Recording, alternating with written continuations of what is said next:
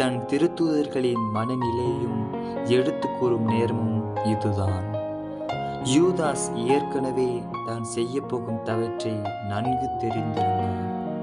ஆனால் இயேசு அதனை முன்கூட்டியே அறிந்து கூறிய போது யூதாஸால் ஏற்றுக்கொள்ள முடியவில்லை. இன்னொரு பக்கம் பேதுரு எதுவும் தெரியாமல் இருந்த நேரம். முன்கூட்டியே இயேசு இவரது மறுதலிப்பை பற்றி கூறும்போது புரியாமல் பேசினார்.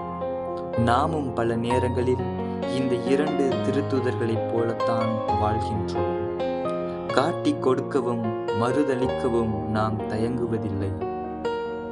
இயேசு எப்போதும் நமக்கு நல்வழிகளை உணர்த்தி கொண்டே இருக்கிறார் என்பதை உணர்ந்து அவர் சொல் கேட்டு நல்வழியில் செல்ல முயல்வோம்.